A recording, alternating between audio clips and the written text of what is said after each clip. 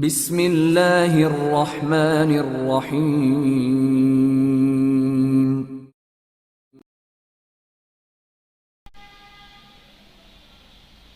Golden send, Imran series, مصنف مظہر کلیم M اے۔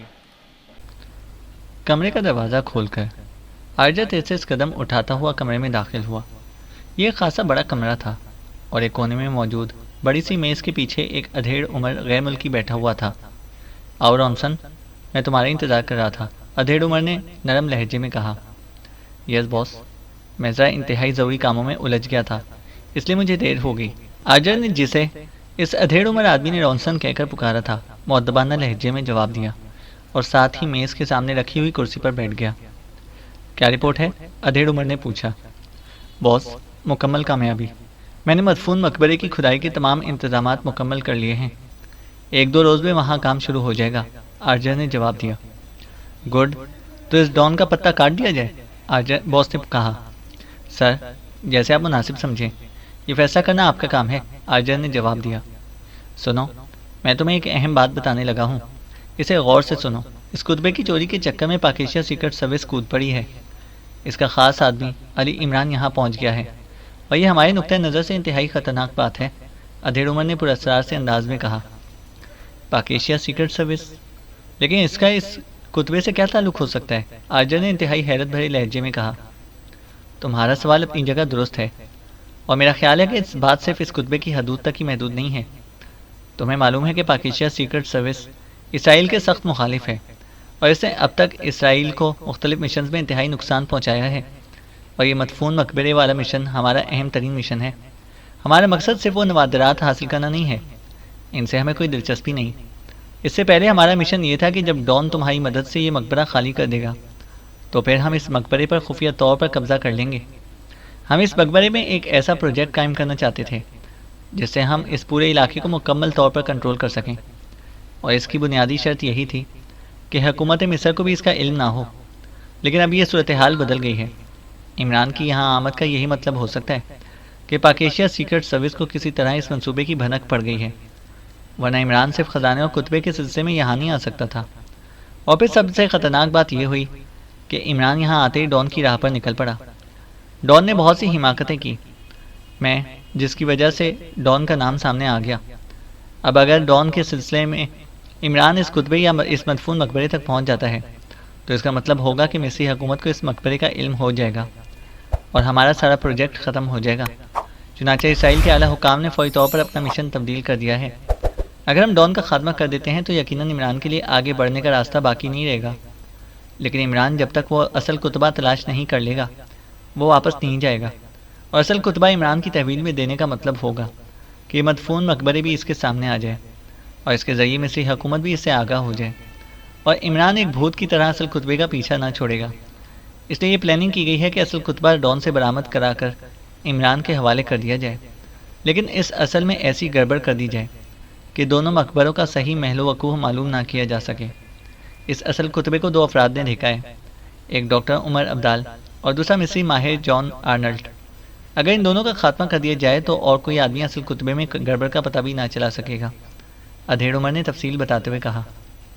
او باس، کیا ایسا نہیں ہو سکتا کہ اس عمران کو ہی گولی مار دی جائے؟ ایک آدمی کو گولی مارنا کون سی مشکل بات ہے، آرجر نے حیرت بھرے لہجے میں کہا۔ تم چونکہ اس عمران کو نہیں جانتے اس لیے ایسی بات کر رہے ہو، اگر اسے اتنی آسانی سے گولی ماری جا سکتی تو شاید اسرائیل اب تک 1,00,000 گولیاں اس کے جسم میں اتار چکا ہوتا، لیکن اگر اسرائیل باوجود کوشش کے اس کے جسم پر خراش بھی نہ ڈال سکا تو اس کا یہی مطلب ہے کہ یہ کام اگر ناممکن نہیں ہے تو ممکن بھی نہیں ہے، اور اگر ہم نے ایسا حملہ کیا تو پھر ساری بات ہی سامنے آ جائے گی، عمران ہمارے راستے پر چل نکلے گا، ادھیڑ عمر نے انتہائی کرخت لہجے میں جواب دیتے ہوئے کہا۔ ٹھیک ہے باس، آپ بہرحال مجھ سے زیادہ ہر بات کو بہتر جانتے ہیں، جو فیصلہ آپ کریں گے وہ یقیناً بہتر ہوگا، آرجر نے سر ہلاتے ہوئے جواب دیا۔ لیکن اس میں ایک اور رکاوٹ بھی موجود ہے جس پر فی الحال غور کیا جا رہا ہے۔ تو مجھے یہ بتاؤ کہ تم نے اپنی مکمل رپورٹ تیار کر لی ہے، ادھیڑ عمر نے کہا۔ بالکل باس، آپ کے حکم کی تعمیل تو میرا اولین فرض ہے، آرجر نے جواب دیا، اور پھر اس نے کوٹ کی اندرونی جیب سے ایک طے شدہ فائل نکالی اور بڑے ادب سے ادھیڑ عمر کی طرف بڑھا دی۔ ادھیڑ عمر باس نے اس کے ہاتھوں سے فائل لی اور پھر اسے کھول کر غور سے پڑھنا شروع کر دیا۔ وہ بڑی گہری نظروں سے فائل میں درج تفصیلات کو پڑھ رہا تھا، جبکہ آرجر خاموش بیٹھا ہوا تھا۔ اس کے چہرے پر گہرا اطمینان تھا۔ گڈ، واقعی تم نے انتہائی تفصیلی رپورٹ دی ہے، ادھیڑ عمر نے فائل بند کر کے اسے میز کی دراز کھول کر اس میں رکھتے ہوئے کہا، پھر اس نے دراز بند کر دی۔ ہاں، میں رکاوٹ کی بات کر رہا تھا، تو وہ رکاوٹ تمہاری ذات سے ہے، ادھیڑ عمر نے مسکراتے ہوئے کہا۔ جی، میری ذات رکاوٹ؟ کیا مطلب؟ آرجر ادھیڑ عمر باس کی بات سن کر بری طرح چونک پڑا۔ ہاں، اس اہم ترین مشن میں تمہاری ذات بھی رکاوٹ بن گئی ہے، جس کا حل ہم نے نکالنا ہے۔ بات یہ ہے کہ ڈان تمہیں جانتا ہے، اور عمران ڈان کی راہ پر چل نکلا ہے، اور ڈان کی عورت نتاشا بھی تمہیں جانتی ہے، اور ڈان کے گروپ کے آدمی بھی تمہیں جانتے ہیں۔ اگر عمران درمیان میں نہ آ ٹپکتا تو پھر ہمیں اس سے کوئی فرق نہ پڑتا، ہمیں صرف وہ خالی مقبرہ چاہیے تھا اور بس۔ لیکن عمران کے درمیان میں آ جانے سے ساری صورتحال ہی بدل گئی ہے۔ اب ہوگا اس طرح کہ ڈان کے ذریعے وہ تم تک پہنچ جائے گا، اور جب وہ تم تک پہنچا پھر یقیناً وہ ہم تک بھی پہنچ جائے گا۔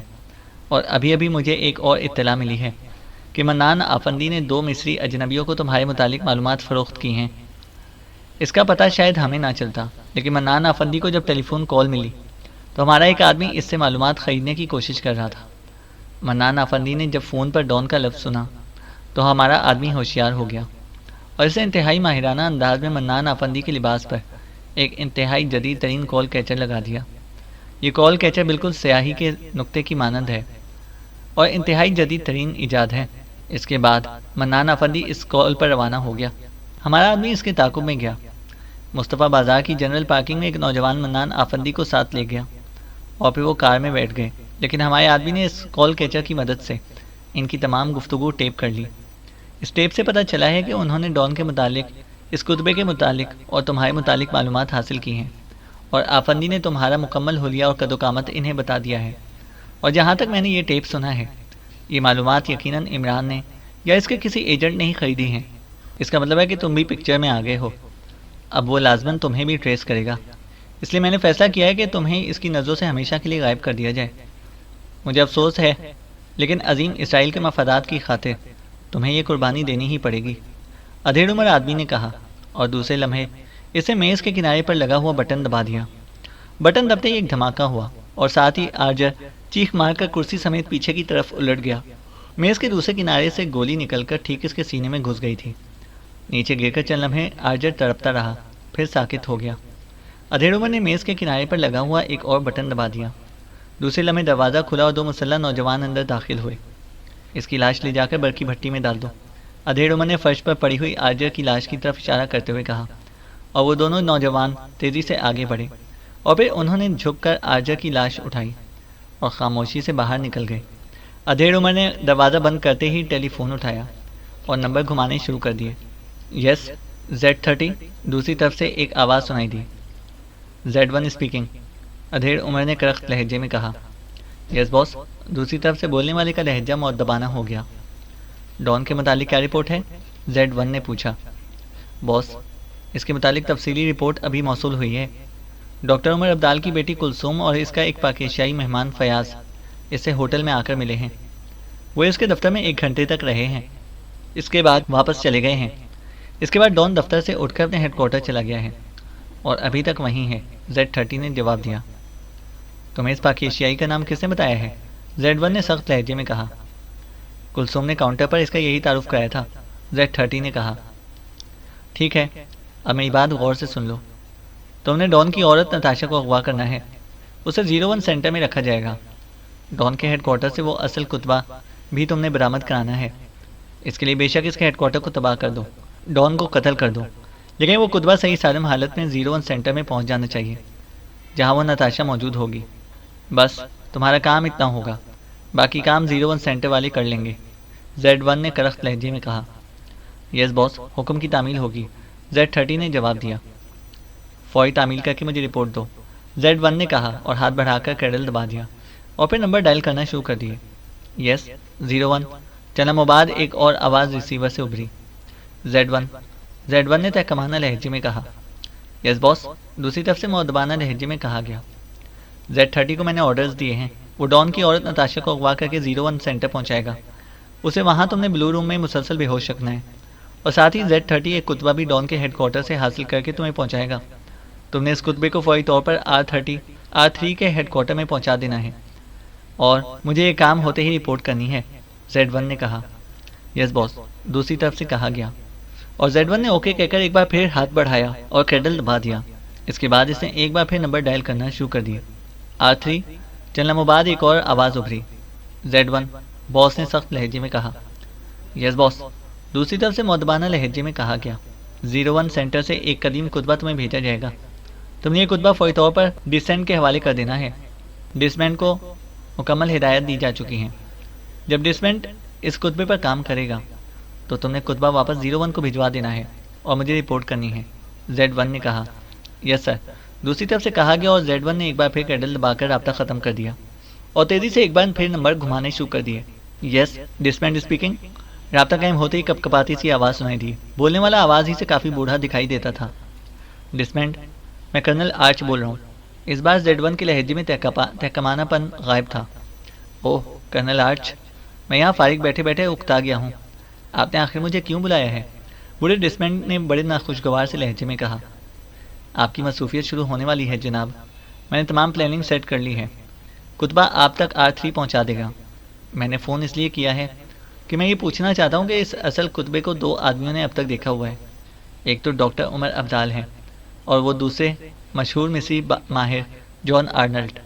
آپ کے کام کے بعد کہیں نہ کوئی شک پڑ سکتا ہے کہ کتبے پر کام کیا گیا ہے؟ اگر ایسا ہے تو پھر مجھے ان دونوں کو ختم کرنا پڑے گا، کرنل آرچ نے کہا۔ اوہ نہیں کرنل، اس کی ضرورت نہیں ہے، مسئلہ تو صرف اتنا ہے کہ اس پر ایسا کام کیا جائے کہ مدفون مقبرے کا صحیح محل وقوع ٹریس نہ ہو سکے، ڈسمینٹ نے کہا۔ ہاں بالکل، ہم اس مقبرے کا صحیح محل وقوع مکمل طور پر سیکرٹ رکھنا چاہتے ہیں، کرنل آرچ نے جواب دیا۔ ایسا ہو جائے گا، تمہیں ان دونوں کا خاتمہ کرنے کی ضرورت نہیں ہے۔ ایک تو یہ کہ یہ دونوں مصری آثار قدیمہ پر بہت بڑی اتھارٹیز ہیں، ان کی موت علمی طور پر ناقابل تلافی نقصان پہنچائے گی، ڈسمینٹ نے کہا۔ آپ علمی ادبی کی بات چھوڑیں، میرا علمی ادبی سے کوئی تعلق نہیں ہے، میں نے تو اسرائیل کے مفادات کے لیے کام کرنا ہے، اور جہاں اسرائیل کے مفادات سامنے ہوں وہاں میں پوری دنیا کے علمی ادبی لوگوں کا بیک وقت بھی خاتمہ کر سکتا ہوں، کرنل آرچ نے برا سا منہ بناتے ہوئے کہا۔ کرنل آرچ، صرف آپ ہی یہودی نہیں ہیں، میں بھی یہودی ہوں، صرف آپ کو اسرائیل کے مفادات کا خیال نہیں ہے، مجھے بھی ہے، سمجھے؟ جب میں کہہ رہا ہوں کہ میں ایسا کام کر دوں گا کہ ڈاکٹر عمر ابدال اور جان آرنلڈ تو کیا، سر کمال عبداللہ بھی ساری عمر ٹکرے مارتے رہیں تب بھی وہ نہ ہی کتبے میں کسی گڑبڑ کا اندازہ لگا سکیں گے اور نہ ہی مقبرے کا صحیح محل وقوع بھی معلوم کر سکیں گے۔ میں نے پوری پلاننگ سیٹ کر لی ہے، اصل کتبے کا فوٹو اور وہ نقشہ جو جان آرنلڈ نے بنایا ہے میرے سامنے موجود ہے، اور ان کو اچھی طرح دیکھنے کے بعد ہی میں یہ بات کر رہا ہوں۔ میں نے ایسی پلاننگ کی ہے کہ کتبے کی تحریر کی صرف ایک شکل کو معمولی سا فرق ڈال دینے سے محل وقوع میں زمین و آسمان کا فرق پڑ جائے گا، اور یہ بھی بتا دوں کہ وہ فرق جو میں نے سوچا ہے، اس سے جو محل وقوع سامنے آئے گا وہ اصل محل وقوع سے تقریباً 1000 کلومیٹر دور ہے، اور دلچسپ بات یہ ہے کہ وہاں ایک چھوٹا سا مدفون مقبرہ بھی موجود ہے۔ اس چھوٹے مقبرے کی تلاش میں بھی میرا ہی کام تھا، اور یہ بھی بتا دوں کہ یہ ایک مقبرہ نہ صرف میں نے تلاش کیا تھا بلکہ میں نے سرنگ لگا کر اسے اندر سے چیک کیا تھا، لیکن یہ مقبرہ مصنوعی تھا، اس لیے میں نے اسے دوبارہ بند کر دیا تھا۔ اس طرح کتبے پر کام کرنے سے جو مقبرہ سامنے آئے گا وہ وہی مصنوعی مقبرہ ہوگا، اور اس کے ملنے کے بعد مصری حکومت ہمیشہ ہمیشہ کے لیے مطمئن ہو جائے گی، اور اصل مقبرے سے اسرائیل جو کام لینا چاہتا ہے اطمینان سے لیتا رہے گا، ڈسمینٹ نے تیز لہجے میں کہا۔ مصنوعی مقبرے سے آپ کی کیا مراد ہے؟ کرنل آرچ نے حیران ہوتے ہوئے پوچھا۔ اوہ، تم صرف جاسوس ٹائپ کی چیز ہو، اس لیے تم تفصیل تو نہ سمجھ سکو گے۔ مختصر طور پر یہ بتا دیتا ہوں کہ قدیم مصری دور میں بھی بادشاہوں اور بادشاہوں سے متعلق مقبروں میں موجود دولت چوری کی جاتی تھی۔ اس وقت بھی انسان کی یہی فطرت تھی جو آج کل ہے، گو پکڑے جانے کے بعد ان چوروں کا حشر انتہائی عبرتناک ہوتا تھا، لیکن چوری بہرحال ہوتی تھی، اس لیے اس کا یہ حل نکالا گیا تھا کہ اصل مقبرے کے ساتھ ساتھ کہیں ہٹ کر ایک مصنوعی مقبرہ بھی بنایا جاتا تھا۔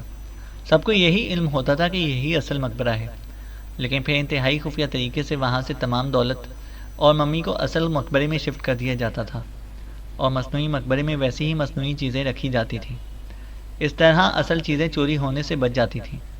ایسے ہی ایک مصنوعی مقبرہ مجھے بھی ملا تھا، جسے پڑتال کرنے کے بعد میں نے بند کر دیا تھا، اور اب اسی مصنوعی مقبرے کی نشاندہی یہ کتبہ کرے گا، اور جب مصری حکومت کو معلوم ہوگا کہ یہ مقبرہ مصنوعی ہے تو مطمئن ہو کر بیٹھ جائے گی، ڈسمینٹ نے جواب دیا۔ اوہ ویری گڈ جناب، ویری گڈ، آپ نے واقعی اسرائیل کا ایک بہت بڑا مسئلہ حل کر دیا ہے، کیونکہ جان آرنلڈ اور ڈاکٹر عمر عبدال دونوں کے بیک وقت خاتمے سے لازماً میں سے حکومت چونک پڑتی اور پھر تفتیش کا وسیع سلسلہ شروع ہو جاتا جو لازماً ہمارے لیے پریشان کن ثابت ہوتا۔ اب اس قسم کا کوئی مسئلہ نہ ہوگا، بلکہ آپ کی اس پلاننگ سے سارا کیس اس طرح سیٹ ہو جائے گا کہ مصری حکومت کو قیامت تک ہمارے اس مخصوص پروجیکٹ کا علم نہ ہو سکے گا۔ ویلڈن جناب، ویلڈن۔ میں پرائم منسٹر صاحب سے آپ کی اس ذہانت آمیز پلاننگ کی ضرور رپورٹ کروں گا، اور مجھے یقین ہے کہ آپ کو اسرائیل کا سب سے بڑا ایوارڈ دیا جائے گا، کرنل آرچ نے واقعی انتہائی پرخلوص لہجے میں کہا۔ اوہ تھینک یو کرنل آرچ، بہرحال میں نے یہ سب کچھ عظیم اسرائیل کے مفاد میں سوچا ہے۔ تھینک یو، دوسری طرف سے کہا گیا، اور کرنل آرچ نے گڈ بائی کہہ کر ریسیور رکھ دیا۔ اب اس کے چہرے پر گہرے اطمینان کے آثار نمایاں تھے، کیونکہ ڈسمنڈ نے اس کے ذہن کی سب سے بڑی خلش دور کر دی تھی۔ اب یہ کتبہ نتاشا کے ذریعے آسانی سے واپس کرایا جا سکتا تھا، اور پھر اس کتبے کے مطابق وہ فرضی مقبرے میں ٹکرے مارتے رہ جائیں گے، جبکہ اصل مقبرہ اسرائیل کے ایک انتہائی جدید خفیہ سائنسی اڈے میں تبدیل ہو جائے گا۔ اسے معلوم تھا کہ 01 سینٹر میں ایسی مشینری موجود ہے جو نتاشا کے ذہن کو کنٹرول کرے گی، اور اس کے بعد نتاشا یہ کتبہ لے کر سیدھی ڈاکٹر عمر عبدال کے پاس پہنچ جائے گی، اور وہاں وہ یہ بات بتائے گی کہ وہ انتہائی محب وطن عورت ہے۔ اس لیے جیسے ہی اسے معلوم ہوا کہ ڈان مصر کے مفادات کے خلاف کام کر رہا ہے، اس نے ڈان کا خاتمہ کر دیا اور کتبہ لے کر آ گئی۔ اس طرح عمران بھی مطمئن ہو جائے گا، اور مصری حکومت بھی، اور اسرائیل کو ایک ایسا اڈا ہمیشہ کے لیے مہیا ہو جائے گا جس کی تلاش کئی سالوں سے کی جا رہی تھی۔ اسی لمحے اس کے ذہن میں ایک خیال بجلی کے کوندے کی طرح لپکا، اور وہ بری طرح چونک پڑا۔ اسے خیال آ گیا تھا کہ جان آرنلڈ نے نہ صرف اصل کتبہ دیکھا ہے بلکہ اس کا نقشہ بھی بنایا ہے۔ اب ڈسمنڈ کے کام کے بعد یہ نقشہ لازماً بدل جائے گا، تو جان آرنلڈ لازماً یہ سمجھ جائے گا کہ اس کتبے میں گڑبڑ کی گئی ہے، اس لیے جان آرنلڈ کا خاتمہ تو لازمی ہو گیا تھا۔ چنانچہ اسے فوراً ٹیلی فون اٹھایا اور تیزی سے نمبر ڈائل کرنا شروع کر دیے تاکہ جان آرنلڈ کے فوری خاتمے کے احکامات دے سکے۔ ڈان ہوٹل آفندی میں موجود نہ تھا، اس لیے عمران فواد کے ساتھ واپس اس کی رہائش گاہ پر آ گیا، اور اس کی ہدایت پر فواد اپنی اصل شکل و صورت میں اس آرجر کی تلاش کے لیے نکل گیا۔ فواد نے عمران کو بتایا تھا کہ مصری محکمہ آثار قدیمہ میں اس کا ایک ایسا دوست موجود ہے جس کا تعلق اسٹیبلشمنٹ ڈویژن سے ہے، اور اس کے پاس تمام آفیسرز کا مکمل کمپیوٹر ریکارڈ موجود ہے۔ اس کی مدد سے وہ انتہائی آسانی سے اس آرجر کو تلاش کر لے گا۔ چنانچہ عمران نے اسے اس کام پر بھیج دیا، اور خود وہ سٹنگ روم کی آرام دہ کرسی پر بیٹھ کر صورتحال کا ذہنی طور پر تجزیہ کرنے میں مصروف ہو گیا۔ عبد المنان آفندی نے واقعی انتہائی قیمتی معلومات مہیا کی تھیں، اور آرجر اور ڈان کے ملنے کے بعد وہ آسانی سے ان پر ہاتھ ڈال کر وہ اصل کتبہ تلاش کر سکتا تھا، اور اصل کتبہ تلاش کرنے کے بعد اسے ڈاکٹر عمر عبدال کے سپرد کرنے کے بعد اس کا مشن ختم ہو جاتا اور وہ اطمینان سے واپس جا سکتا تھا۔ ایک لحاظ سے اس کا مشن تقریباً مکمل ہو چکا تھا، اب بس صرف مجرموں پر ہاتھ ڈالنا باقی رہ گیا تھا، اور یہ اس کی نظروں میں انتہائی معمولی کام تھا۔ اب اسے صرف فواد کا انتظار تھا کہ اگر آرجر کو تلاش کر لے تو پھر وہ باقاعدہ طور پر حرکت میں آ جائے، اور پھر تقریباً 2 گھنٹوں کے بعد فواد کمرے میں داخل ہوا۔ کیا ہوا؟ مل گیا علی بابا 40 چوروں کا سراغ؟ عمران نے چونک کر مسکراتے ہوئے کہا۔ بالکل جناب، اس کا نام رونسن ہے، اور وہ شعبہ تحقیق و کھدائی میں چیف آفیسر ہے۔ یہاں جتنی بھی جدید کھدائیاں ہوتی ہیں وہ اس شعبے کا انچارج ہے، فواد نے کرسی پر بیٹھتے ہوئے کہا، اور ساتھ ہی اس نے کوٹ کی جیب سے ایک تصویر نکال کر عمران کی طرف بڑھا دی۔ میں اس کی تصویر کی ایک کاپی بھی لے آیا ہوں، اور اس کی رہائش گاہ کا پتہ بھی لگ گیا ہے۔ وہ پاشا کالونی کی کوٹھی نمبر 110 میں رہتا ہے، غیر شادی شدہ ہے، اور وہاں سے ملازموں کے ساتھ رہتا ہے، فواد نے تفصیل بتاتے ہوئے کہا۔ ہماری رینج ہی شاید اللہ میاں نے کنواروں کی بنا دی ہے، جو ملتا ہے کنوارا ہی ملتا ہے، عمران نے منہ بناتے ہوئے ٹھنڈی سانس لیتے ہوئے کہا، اور فواد ہنسنے لگا۔ اب کیا پروگرام ہے؟ فواد نے پوچھا۔ میں اس کی رہائش گاہ پر جاتا ہوں، تم اس ڈان کو تلاش کرو۔ ویسے جتنی آسانی سے تم گمشدہ افراد ماں تصویر ڈھونڈ لیتے ہو، اگر تم امپورٹ ایکسپورٹ کی بجائے گمشدہ بچوں کی تلاش کا کام شروع کر دو تو دیکھتے ہی دیکھتے کروڑ پتی بن جاؤ گے، عمران نے مسکراتے ہوئے کہا۔ بچوں کو تلاش کر کے میں کروڑ پتی کیسے بن سکتا ہوں؟ کتنے بچے گم ہوتے ہوں گے؟ یہی سال میں زیادہ سے زیادہ 50-60، اور ان کی تلاش کا مجھے کیا معاوضہ ملے گا؟ ماں باپ کی دعائیں، فواد نے منہ بناتے ہوئے کہا۔ یار، یہ تمہاری امپورٹ ایکسپورٹ کی فرم کون چلاتا ہے؟ عمران نے پوچھا۔ فرم میں خود چلاتا ہوں۔ کیوں؟ فواد نے چونک کر پوچھا۔ اسے شاید عمران کی بات سمجھ ہی نہ آئی تھی۔ اس لیے تو تم سے آج تک اتنی رقم بھی اکٹھی نہیں ہوئی کہ شادی ہی کر لو۔ خاک چلاتے ہوگے تم فرم، تمہارا ذہنی کاروباری نہیں ہے، عمران نے برا سا منہ بناتے ہوئے کہا۔ آخر بات کیا ہے؟ یہ آپ کو بچوں کی تلاش کا مشورہ دیتے دیتے میری فرم کیسے یاد آ گئی؟ فواد نے ہنستے ہوئے کہا۔ وہ اس لیے کہ تمہیں کاروبار کرنا ہی نہیں آتا۔ بھائی، ہمارے ہاں بچوں کی تلاش والا دھندا بڑے عروج پر ہے، لاکھوں روپے لوگ نقد کما رہے ہیں، اور ساتھ ہی بھرپور دعائیں اور سماجی کارکن کا تمغہ بھی سینے پر موجود، عمران نے کہا۔ اچھا، وہ کیسے؟ مجھے تو سرے سے ہی کاروبار نظر نہیں آتا، فواد نے حیران ہوتے ہوئے کہا۔ اسی لیے تو کہہ رہا ہوں کہ تمہارا ذہن کاروباری نہیں ہے۔ ہمارے ملک میں آ کر کچھ عرصہ ٹریننگ لو۔ ہمارے ہاں بچوں کی تلاش کا دھندا بڑے سائنٹیفک انداز میں ہوتا ہے۔ ایک تنظیم بنائی جس کا نام رکھ دیا انجمن خدمت عوام، یا انجمن فلاح عوام، یا انجمن خدمت انسانیت، یا پھر یہ بھی نام ہو سکتا ہے کہ انجمن تلاش گمشدہ بچگان۔ بہرحال نام کوئی بھی ہو، اس سے کوئی فرق نہیں پڑتا۔ بس انجمن کا بورڈ کسی مکان پر لگا دیا اور اس کے بعد کاروبار شروع۔ اب انجمن کے آدمی ریلوے اسٹیشنوں، بس اڈوں، رہائشی کالونیوں، پرہجوم مارکیٹوں میں پھیل گئے اور بچے گم ہونے شروع ہو گئے، عمران نے تفصیل بتاتے ہوئے کہا۔ کیا کہہ رہے ہیں آپ؟ بچے گم ہونے شروع ہو گئے؟ آپ تو بچوں کی تلاش کی بات کر رہے تھے، فواد نے آنکھیں پھاڑتے ہوئے کہا۔ ارے یہی تو کاروباری راز ہے، اگر بچے گم نہیں ہوں گے تو تلاش کیسے کیے جائیں گے؟ بس بچے گم ہونے شروع ہو گئے اور پھر ان بچوں کو انجمن مخصوص اسٹور میں بند کر دیا گیا۔ ایک دو روز انہیں وہاں رکھا گیا۔ ظاہر ہے کہ اس دوران بچوں کے والدین پاگل پن کے قریب پہنچ گئے اور وہ اپنی ساری دولت اور جائیداد بھی بچے کے بدلے میں دینے پر تیار ہو جاتے ہیں۔ بچوں سے پتہ پوچھ کر انجمن کے آدمی ان کے والدین سے ملے اور انہیں قیمتی معلومات مہیا کر دی کہ ایک بیگار کیمپ سے اتفاقاً بھاگے ہوئے بچے نے بتایا کہ آپ کا بچہ اس بیگار کیمپ میں موجود ہے اور اس پر بے پناہ ظلم ہو رہا ہے۔ انجمن کو اس پر بڑا دکھ ہوا۔ انجمن نے اپنے ذرائع سے انتہائی جد و جہد کے بعد بڑے با اثر افراد سے رابطہ قائم کر کے آپ کے بچے کو اس بیگار کیمپ سے رہائی دلانے کی بات چیت کی ہے، لیکن وہ لوگ اتنے لاکھ مانگ رہے ہیں۔ اب انجمن تو بھاگ دوڑ ہی کر سکتی ہے، رقم تو خرچ نہیں کر سکتی، کیونکہ انجمن تو رضاکارانہ اور فلاحی انجمن ہے۔ بس ماں باپ بچے کی واپسی کی خبر ملتے ہی بے چین ہو گئے، اور اس کے بعد چاہے وہ جائیداد بیچیں، زیور فروخت کریں، کسی سے ادھار مانگیں، رقم مہیا کریں، اور 2-3 روز بعد بچہ واپس۔ اس دوران معصوم بچے کے سامنے یہی ڈرامہ ہوگا کہ وہ بیگار کیمپ کے کسی خفیہ کمرے میں بند ہے۔ بس اس طرح بچے گم ہوتے رہے، اسٹور میں پہنچتے رہے، انہیں انجمن کی مدد سے بیگار کیمپوں سے رہائی ملتی رہی، اور انجمن کے ذاتی اکاؤنٹ میں دولت کا گراف تیزی سے بڑھتا چلا گیا، ساتھ ساتھ ماں باپ کی پرخلوص دعائیں اور سماجی خدمات کے اعلیٰ تمغے۔ کہو کیسا کاروبار ہے؟ تمہارے امپورٹ ایکسپورٹ سے بہتر ہے یا نہیں؟ عمران نے تفصیل بتاتے ہوئے کہا، اور فواد کی آنکھیں پھیلتی چلی گئیں۔ اوہ، کیا وہاں سب انجمنیں یہی دھندا کرتی ہیں؟ اوہ، کس قدر مکروہ اور غیر انسانی کاروبار ہے، فواد نے بے اختیار جھرجھری لیتے ہوئے کہا۔ ارے نہیں، ساری انجمنیں ایسا نہیں کرتی، میں چند کی بات کر رہا ہوں، ورنہ ایسی انجمنیں بھی ہیں جو واقعی خدمت عوام اور خدمت انسانیت کا کام رضاکارانہ طور پر کرتی ہیں، لیکن بہرحال ایسی انجمنیں بھی موجود ہیں۔ جب اتفاق سے یہ قانونی شکنجے میں آتی ہیں تب ان کے اس دھندے کا پتہ چلتا ہے، عمران نے مسکراتے ہوئے کہا، اور فواد اطمینان کا سانس لے کر رہ گیا۔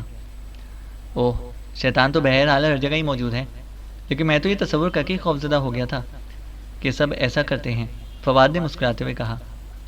چلو یہاں کی نمائندگی تم سنبھال لو، عمران نے مسکراتے ہوئے کہا۔ کس کی نمائندگی؟ فواد نے چونک کر پوچھا۔ شیطان کی، اور کس کی؟ عمران نے کہا، اور فواد نے بے اختیار کہکا لگایا۔ نمائندہ تو بہرحال میں یہاں ہوں، X2 کا، لیکن اب X2 کا کیا ہے یہ آپ مجھ سے بہتر جانتے ہوں گے، فواد نے کہا، اور عمران بے اختیار ہنس پڑا۔ فواد نے واقعی خوبصورت چوٹ کی تھی۔ صاحب کھانا لگاؤں؟ اسی لمحے فواد کی ملازم نے اندر داخل ہو کر پوچھا۔ او ہاں ضرور لگاؤ، نیکی اور پوچھ، فواد نے ہنستے ہوئے کہا، اور ملازم بھی مسکراتا ہوا واپس چلا گیا۔ یعنی خدمت عوام سے پہلے خدمت شکم کا پروگرام بن گیا، عمران نے کہا، اور فواد ہنس پڑا۔ تھوڑی دیر بعد وہ دونوں کھانے کی میز پر موجود تھے۔ کھانا واقعی بے حد اچھا تھا، اس لیے عمران نے بھی خوب سیر ہو کر کھایا۔ آج مجھے پتہ چلا ہے کہ لوگ کنوارے کیوں رہتے ہیں۔ ظاہر ہے جب اتنا اچھا باورچی مل جائے تو کس کا دل کرتا ہے جلی ہوئی ہنڈیاں کھانے کا، عمران نے ٹیشو سے منہ صاف کرتے ہوئے کہا۔ اس کا مطلب ہے کہ آپ کا باورچی بھی اچھا کھانا پکاتا ہے، فواد نے ہنستے ہوئے کہا۔ میرا باورچی؟ ارے خدا کی پناہ، وہ کھانا پکاتا کم ہے اور سناتا زیادہ ہے، اور جو پکاتا ہے وہ اپنے لیے اور جو سناتا ہے وہ میرے لیے۔ اپنے لیے ہریرے اور میرے لیے مونگ کی دال۔ احتجاج کرو تو آٹے دال کا بھاؤ سننا پڑتا ہے، اور یہ بھاؤ اس قدر تیز ہوتا ہے کہ میں ڈر کے مارے بے ہوش بھی نہیں ہو سکتا، عمران نے اٹھتے ہوئے کہا، اور فواد بے اختیار ہنسنے لگا۔ اچھا اب تم تو چلو تلاش گمشدگان میں، اور میں اب جاتا ہوں اس رونسن عرف آرجر سے ملاقات کرنے کے لیے، عمران نے ڈائننگ روم سے برآمدے میں پہنچتے ہوئے کہا، اور فواد نے سر ہلا دیا۔ آپ کون سی کار لے کر جائیں گے؟ فواد نے پورچ میں کھڑی دونوں کاروں کی طرف دیکھتے ہوئے کہا۔ جس میں پیٹرول زیادہ ہو، عمران نے کہا، اور فواد کہکا مار کر ہنس پڑا۔ صاحب فون ہے، اسی لمحے ملازم نے آ کر کہا۔ اوہ کیا تمہارے فون میں سائلنسر لگا ہوا ہے؟ بڑا نفیس سائلنسر ہے، عمران نے چونک کر پوچھا، کیونکہ فون تو اس کے سامنے برآمدے کے ایک کونے میں خاموش پڑا نظر آ رہا تھا۔ اوہ یہ تو عام فون ہے، میں نے ایک اسپیشل فون بھی لگوایا ہوا ہے، آئیے یہ یقیناً علی جان کا ہوگا، فواد نے کہا اور تیزی سے اندرونی راہداری کی طرف بڑھ گیا۔ عمران بھی سر ہلاتا ہوا اس کے پیچھے چلا گیا۔ راہداری کے آخر میں فواد نے سائڈ کی دیوار کے ایک مخصوص حصے پر پیر مارا تو سامنے کی دیوار ہٹ گئی اور سیڑھیاں نیچے جاتی ہوئی دکھائی دینے لگی۔ آگے پیچھے سیڑھیاں اترتے ہوئے وہ ایک تہخانہ نما کمرے میں پہنچ گئے۔ یہاں ایک انتہائی جدید لانگ رینج ٹرانسمیٹر بھی موجود تھا اور مختلف قسم کے انتہائی جدید اسلحے سے بھری ہوئی الماریاں بھی دیوار کے ساتھ لگی دکھائی دے رہی تھیں۔ درمیان میں رکھی ہوئی بڑی سی میز پر سرخ رنگ کا فون موجود تھا۔ فواد تیزی سے اس فون کی طرف بڑھا اور اس نے ریسیور اٹھا لیا۔ عمران البتہ آنکھیں جھپکا کر کمرے کو دیکھ رہا تھا، جو اپنی حیت کے اعتبار سے کسی خفیہ تنظیم کا ہیڈ کوارٹر نظر آتا تھا۔ یس ایوبی اسپیکنگ، فواد نے بدلے ہوئے لیکن سخت اور تہکوانہ لہجے میں کہا، اور عمران چونک کر اس کی طرف دیکھنے لگا۔ علی جان بول رہا ہوں باس، دوسری طرف سے ایک نوجوان کی آواز سنائی دی۔ یس کیا رپورٹ ہے؟ فواد نے اسی طرح سخت لہجے میں پوچھا۔ باس انتہائی حیرت انگیز رپورٹ ہے، ڈان کو قتل کر دیا گیا ہے، اس کا ہیڈ کوارٹر مکمل طور پر تباہ ہو چکا ہے، کم از کم 20 آدمی ہلاک ہوئے ہیں، اور باس یہ سارا کام ڈان کی محبوبہ نتاشا نے کیا ہے۔ نتاشا وہ کتبہ لے کر ڈاکٹر عمر عبدال کے پاس پہنچ گئی ہے، کتبہ اصلی ہے، اور نتاشا اس وقت ڈاکٹر عمر عبدال کی رہائش گاہ پر موجود ہے، اعلیٰ حکام اس سے پوچھ گچھ کر رہے ہیں، دوسری طرف سے جواب ملا، اور عمران کی آنکھیں یہ رپورٹ سن کر واقعی حیرت سے پھیلتی چلی گئیں۔ کیا کہہ رہے ہو؟ تمہیں یہ رپورٹ کیسے ملی؟ تفصیل بتاؤ، فواد کے لہجے میں بھی حیرت تھی۔ باس آپ کی ہدایت پر میں نے ڈان کی تلاش شروع کی، اور پھر ہوٹل آفندی سے مجھے اس کے ہیڈ کوارٹر کی ٹپ مل گئی، چنانچہ میں اس کے ہیڈ کوارٹر واقع رضا بازار میں پہنچا۔ یہ بظاہر ایک کمرشل عمارت ہے، لیکن اس کے نیچے وسیع و عریض تہخانوں میں ہیڈ کوارٹر قائم ہے، لیکن وہاں جب میں پہنچا تو وہاں خوفناک بموں کے دھماکے ہو رہے تھے اور پوری عمارت روئی کے گالوں کی طرح اڑ رہی تھی۔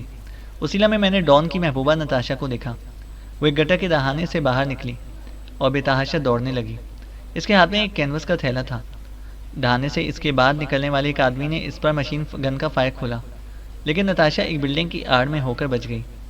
اسی لمحے پولیس پہنچ گئی اور نتاشا نے پولیس کے پاس پناہ لے لی، اور پھر پولیس اسے ساتھ لے کر چلی گئی۔ بعد میں ایک پولیس آفیسر کے ذریعے ساری رپورٹ مل گئی۔ نتاشا نے یہ ہیڈ کوارٹر تباہ کیا ہے، وہ خود بھی شدید زخمی ہوئی ہے، اور اس کینوس کے تھیلے میں کوئی قدیم کتبہ تھا جسے چوری کر لیا گیا تھا، اور پھر پولیس کو اس نے جب ساری بات بتائی اور ڈاکٹر عمر عبدال کا نام بتایا تو پولیس اسے سیدھی وہاں پر لے گئی۔ اس طرح کتبہ ڈاکٹر عمر عبدال کے قبضے میں پہنچ گیا۔ نتاشا کو حفاظت کے پیش نظر ہسپتال میں رکھنے کی بجائے ڈاکٹر عمر عبدال کی رہائش گاہ پر منتقل کر دیا گیا، اور ڈاکٹروں نے وہاں پہنچ کر اس کو سنبھالا۔ اب وہ خطرے سے باہر ہے اور اب اعلیٰ حکام اس سے پوچھ گچھ میں مصروف ہیں، علی جان نے کہا۔ اس سے پوچھو ڈاکٹر اس وقت کہاں پر ہے، عمران نے دبے لہجے میں کہا، اور فواد نے یہی بات پوچھی۔ وہ اپنے دفتر میں ہیں، وہاں پولیس کا سخت پہرا ہے، اور ان کی رہائش گاہ پر بھی پولیس کا سخت ترین پہرا ہے، علی جان نے جواب دیا۔ اوکے ٹھیک ہے، میں خود دیکھتا ہوں، فواد نے عمران کے اشارے پر کہا اور ریسیور رکھ دیا۔ ڈاکٹر عمر عبدال کے دفتر کا نمبر ملاؤ، مجھے یہ ساری کوئی نئی گیم نظر آ رہی ہے، عمران نے ہونٹ چباتے ہوئے کہا، اور فواد نے ریسیور اٹھا کر پہلے انکوائری سے ڈاکٹر عمر عبدال کے دفتر کا نمبر پوچھا، اور پھر نمبر گھما کر اس نے ریسیور عمران کی طرف بڑھا دیا۔ یس چند لمحوں بعد دوسری طرف سے ایک آواز سنائی دی۔ میں ڈاکٹر عمر عبدال کا مہمان علی عمران بول رہا ہوں، ان سے بات کرائیں، انتہائی ضروری مسئلہ ہے، عمران نے کہا۔ اوہ جناب، وہ اس وقت ایک انتہائی ضروری میٹنگ میں مصروف ہیں، 1 گھنٹے سے پہلے نہیں مل سکتے، دوسری طرف سے مؤدبانہ لہجے میں جواب دیا گیا، اور اس کے ساتھ ہی رابطہ ختم ہو گیا۔ عمران نے آگے بڑھ کر خود ہی کیڈل دبایا اور پھر ڈاکٹر عمر عبدال کی رہائش گاہ کے نمبر ڈائل کرنا شروع کر دیے۔ یہ نمبر اس نے فون پر لکھے دیکھ لیے تھے، اس لیے اس کے حافظے میں محفوظ تھے۔ یس دوسری طرف سے ایک آواز سنائی دی۔ میں ڈاکٹر عمر صاحب کا مہمان علی عمران بول رہا ہوں۔ مس کلثوم موجود ہیں؟ عمران نے کہا۔ جی بیبی موجود ہیں۔ دوسری طرف سے مجھے جواب ملا۔ ظاہر ہے کہ بولنے والا کوئی ملازم ہی تھا۔ اسے فون پر بلاؤ، عمران نے کہا۔ جی بہتر، ہولڈ آن کریں، دوسری طرف سے کہا گیا اور عمران خاموش ہو گیا۔ ہیلو، چند لمحوں بعد ہی فون پر کلثوم کی آواز سنائی دی۔ نتاشا پہنچ گئی ہے؟ بڑی مشکل سے میں نے اسے تمہارے گھر تک پہنچایا ہے۔ جاتی ہی نہیں تھی، کہتی تھی کہ ایک نیام میں 2 تلواریں کیسے سما سکتی ہیں۔ میں نے کہا فکر نہ کرو، اسلام نے تو 4 تلواریں اکٹھی رکھنے کی اجازت دے رکھی ہے، عمران نے کہا۔ اوہ، تم کہاں غائب ہو گئے تھے؟ اگر اتنی بزدلی دکھانی تھی تو یہاں آئے کیوں تھے؟ نتاشا واقعی انتہائی بہادر اور محب وطن لڑکی ثابت ہوئی ہے۔ اسے وہ کام کر دکھایا کہ پورا مصر اس پر فخر کرے گا، کلثوم نے غصیلے لہجے میں کہا۔ پورا مصر؟ لاہور والا کنواں، اتنے رقیب میں کیسے برداشت کر سکتا ہوں؟ چلو میں دوسری تلوار سے دستبردار ہوتا ہوں، میرے لیے ایک ہی کافی ہے، گلا ہی کٹوانا ہے، ایک ہی سے کٹوا لیں گے، عمران نے مسکراتے ہوئے کہا۔ اب کس منہ سے یہ باتیں کر رہے ہو؟ آئے تھے بڑے پاکیشیا سیکرٹ سروس کے ایجنٹ بن کر، تم سے تو اچھے وہ فیاض صاحب ہیں، وہ میرے ساتھ ہوٹل آفندی گئے تھے ڈان سے ملنے، کلثوم نے طنزیہ لہجے میں کہا۔ ارے اب مجھے پتہ چلا ہے کہ بیچارہ ڈان کیوں مارا گیا، سبز قدم فیاض جو مل کر آیا تھا اس سے، اس بیچارے کا یہی حشر ہونا تھا، عمران نے مسکراتے ہوئے کہا، اور اس بار کلثوم ہنس پڑی۔ اوہ ارے، لیکن تمہیں کیسے معلوم ہوا کہ نتاشا یہاں موجود ہے اور ڈان مارا گیا ہے؟ اچانک کلثوم نے چونک کر پوچھا۔ کہا تو ہے کہ بڑی محنت کرنی پڑی ہے اسے تم تک پہنچانے میں۔ بہرحال اب تمہارے گھر کے باہر ظالم سماج کی اونچی اونچی باوردی دیواریں موجود ہیں، اس لیے کیا کوئی چور راستہ نہیں ہے تاکہ میں اس باوردی ظالم سماج سے بچ کر اطمینان سے تمہارے دل میں آ کر بیٹھ جاؤں، عمران نے کہا، اور اس بار کلثوم نے زوردار کہکا لگایا۔ کاش تم ایسی خوبصورت باتیں کرتے رہو تو شاید میں اپنے دل کا دروازہ کھول بھی دوں تم پر، لیکن جب تم پر حماقت کا دورہ پڑتا ہے تو بس جی چاہتا ہے کہ تمہیں گولی مار دوں۔ میں سمجھ گئی تمہاری بات، تم پولیس کے پہرے کی بات کر رہے ہو، میں کہلوا دیتی ہوں گیٹ پر، تمہیں کوئی روکے گا نہیں، کلثوم نے کہا۔ لیکن تمہیں سانپ کو باہر نکالنا پڑے گا، ورنہ جنت کی بجائے کانٹوں بھری دنیا ہی مقدر بنے گی۔ اچھا میں آ رہا ہوں، عمران نے کہا، اور پھر جلدی سے ریسیور رکھ دیا کیونکہ اسے خطرہ تھا کہ کلثوم کہیں پھر بگڑ نہ جائے۔ یہ سانپ کون ہے عمران صاحب؟ فواد نے مسکراتے ہوئے کہا۔ آج کل اس کا نام فیاض ہے اور وہ پاکیشیا کی سینٹرل انٹیلیجنس میں سپرنٹینڈنٹ لگا ہوا ہے، عمران نے مسکراتے ہوئے کہا، اور فواد کہکا مار کر ہنس پڑا۔ اچھا اب تمہارا وہ تلاش گمشدہ والا مشن تو ہو گیا ختم، اب تم ایسا کرو کہ اس آرجر اور فرانسن کو ٹٹولو، مجھے اس کتبے کی اس طرح ڈرامائی طور پر واپسی، کتبے میں کوئی لمبی گڑبڑ محسوس ہو رہی ہے، میں جا کر نتاشا کو چیک کرتا ہوں، اور ڈاکٹر عمر عبدال سے بھی اس کتبے کی بات کرنی ہے، عمران نے بیرونی دروازے کی طرف بڑھتے ہوئے کہا، اور فواد نے سر ہلا دیا۔